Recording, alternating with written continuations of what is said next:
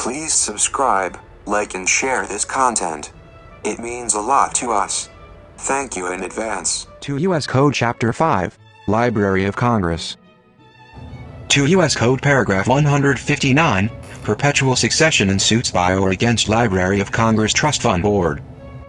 The board shall have perpetual succession, with all the usual powers and obligations of a trustee, including the power to sell, except as herein limited, in respect of all property, moneys, or securities which shall be conveyed, transferred, assigned, bequeathed, delivered, or paid over to it for the purposes above specified.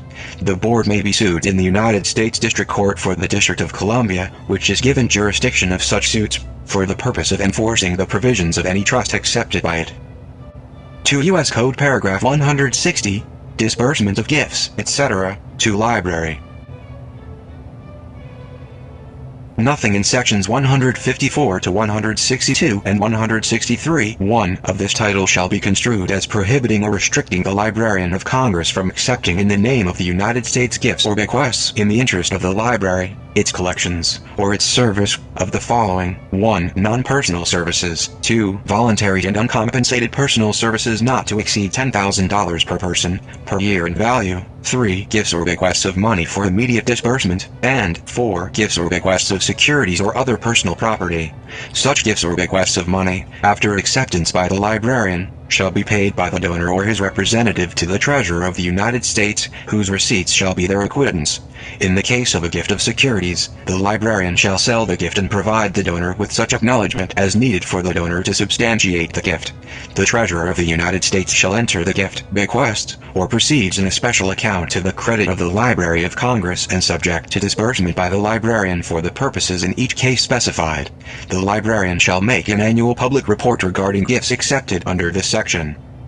Upon agreement by the Librarian of Congress and the Board, a gift or bequest accepted by the librarian under the first paragraph of this section may be invested or reinvested in the same manner as provided for trust funds under Section 157 of this title.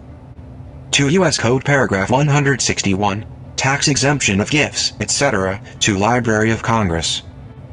Gifts or bequests or devises to or for the benefit of the Library of Congress, including those to the Board, and the income therefrom, shall be exempt from all federal taxes, including all taxes levied by the District of Columbia. To U.S. Code Paragraph 162, Compensation of Library of Congress Employees. Employees of the Library of Congress who perform special functions for the performance of which funds have been entrusted to the Board or the Librarian, or in connection with cooperative undertakings in which the Library of Congress is engaged, shall not be subject to Section 209 of Title 18, and Section 5533 of Title 5 shall not apply to any additional compensation so paid to such employees. To U.S. Code Paragraph 162A, Gross Salary of Library of Congress Employees. Hereafter the gross salary of any position in the library which is augmented by payment of an honorarium from other than appropriated funds under terms of Section 162 of this title shall not exceed an amount, which when combined with such honorarium, will exceed the maximum salary provided in Chapter 51 and Sub-Chapter 3 of Chapter 53 of Title 5. To U.S. Code Paragraph 162b, Little Scholars Child Development Center, Employee Compensation and Personnel Matters.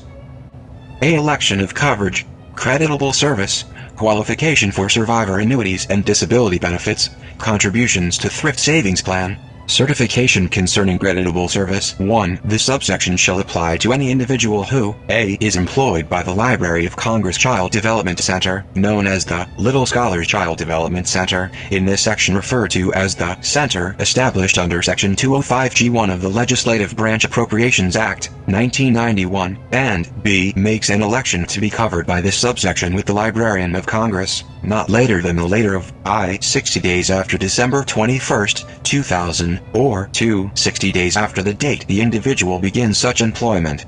2. A. Any individual described under paragraph 1 may be credited, under Section 8411 of Title 5 for service as an employee of the Center before December 21, 2000, if such employee makes a payment of the deposit under Section 8411 F2 of such title without application of Section 8411 B3 of such title. B. An individual described under paragraph 1 shall be credited under section 8411 of Title 5 for any service as an employee of the center on or after December 21st, 2000, if such employee has such amounts deducted and withheld from his pay as determined by the Office of Personnel Management, which would be deducted and withheld from the basic pay of an employee under section 8422 of Title 5. 3. Notwithstanding any other provision of this subsection, any service performed by an individual described under paragraph 1 as an employee of the center is deemed to be civilian service creditable under section 8411 of Title 5 for purposes of qualifying for survivor annuities and disability benefits under subchapters 4 and V of Chapter 84 of such title, if such individual makes payment of an amount determined by the Office of Personnel Management, which would have been deducted and withheld from the basic pay of such individual if such individual had been an employee subject to section 8422 of Title 5 for such period so credited, together with interest thereon. 4. An individual described under paragraph 1 shall be deemed an employee for purposes of Chapter 84 of Title 5, including subchapter 3 of such Title 1, and may make contributions under section 8432 of such title effective for the first applicable pay period beginning on or after the date such individual elects coverage under this section. 5. The Office of Personnel Management shall accept the certification of the Librarian of Congress concerning creditable service for purposes of this subsection. B. Health insurance coverage. Any individual who is employed by the center on or after the date of enactment of this Act, December 21st, 2000, shall be deemed an employee under section 8901 of Title 5 for purposes of health insurance coverage under Chapter 89 of such title. An individual who is an employee of the center on the date of enactment of this Act may elect coverage under this subsection before the 60th day after the date of enactment of this Act, and during such periods as determined by the Office of Personnel Management for employees of the center employed after such date. C. Life insurance coverage. An individual who is employed by the center shall be deemed an employee under section 8701A of Title 5 for purposes of life insurance coverage under Chapter 87 of such title.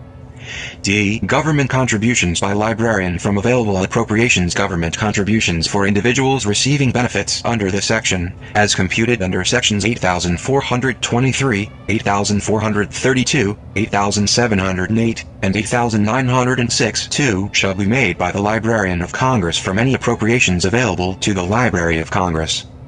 E. Payroll and personnel functions of Library of Congress. The Library of Congress, directly or by agreement with its designated representative, shall 1. Process payroll for center employees, including making deductions and withholdings from the pay of employees in the amounts determined under sections 8422, 8432, 8707, and 8905 of Title 5. 2. Maintain appropriate personnel and payroll records for center employees, and transmit appropriate information and records to the Office of Personnel Management, and 3. Transmit funds for government and employee contributions under this section to the Office of Personnel Management. F. Responsibilities of center. The center shall 1. Accept as provided in subsection G, pay to the Library of Congress funds sufficient to cover the gross salary and the employer's share of taxes under section 3111 of Title 26 for center employees, in amounts computed by the Library of Congress. 2. As required by the Library of Congress, reimburse the Library of Congress for reasonable administrative costs incurred under subsection E. 1. 3. Comply with regulations and procedures prescribed by the Librarian of Congress for administration of this section. 4. Maintain appropriate records on all center employees, as required by the Librarian of Congress. And 5. Consult with the Librarian of Congress on the administration and implementation of this section.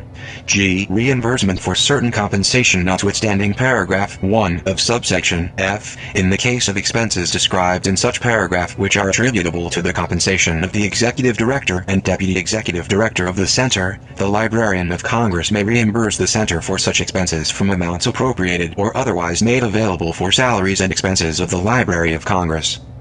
H. Regulations. The Librarian of Congress may prescribe regulations to carry out this section. 2 U.S. Code Paragraph 164, Index and Digest of State Legislation, Preparation. The Librarian of Congress is authorized and directed to prepare biennially an index to the legislation of the states of the United States enacted during the biennium, together with a supplemental digest of the more important legislation of the period. 2 U.S. Code Paragraph 164A, Official Distribution of State Legislation Index and Digest. The Librarian of Congress is directed to have the indexes and digests authorized by Section 164 of this title printed and bound for official distribution only.